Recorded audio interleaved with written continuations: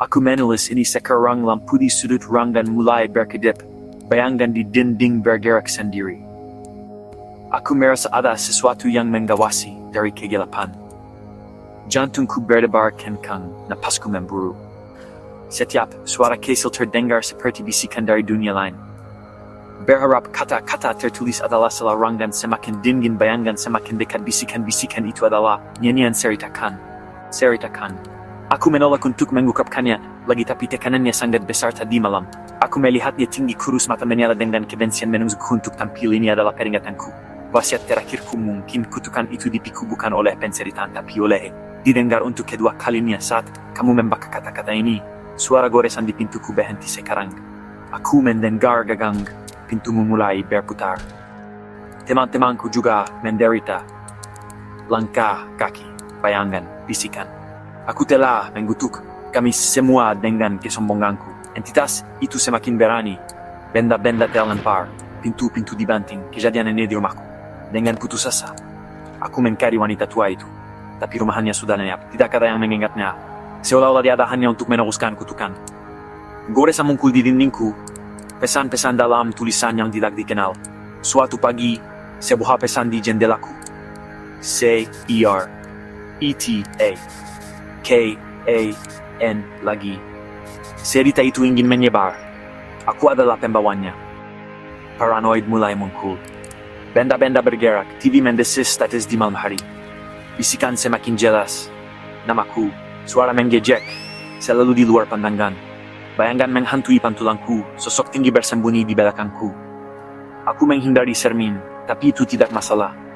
Kehadiran itu ada di mana-mana. Mimpi buruk bercampur dengan kenyataan. Wajah-wajah berteriak, rumah senja tak berujung. Aku terbangun terengah-engah. Jari-jari dingin menempel di kulitku. Cerita itu bukan lagi hanya cerita. Setiap malam, aku terbangun oleh suara langkah kaki di lorong. Kadang terdengar suara tangisan, kadang tawa yang menakutkan.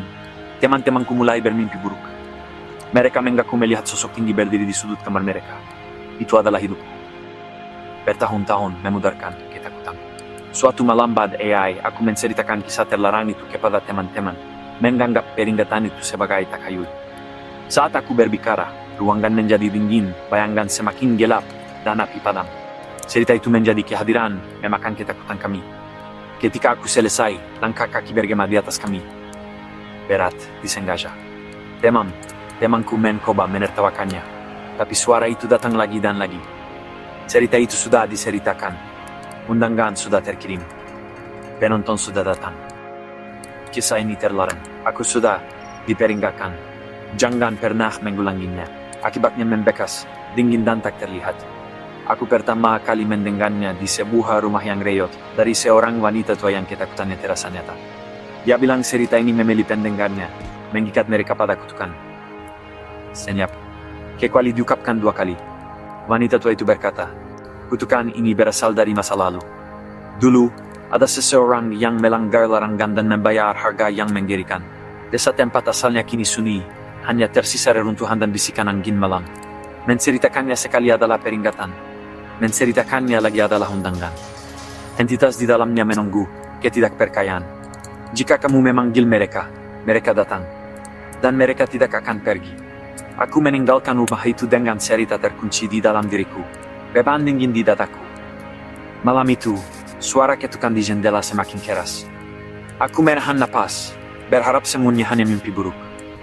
Tiba-tiba bayangan hitam melintas di luar. Aku membeku, tak berani bergerak. Jika kamu masih di sini, mendengarkan sampai akhir, ingatlah. Jangan pernah menceritakan kisah ini 2 kali. Karena setiap kata yang terungkap, setiap telinga yang mendengar memperkuat kutukan yang tak terlihat.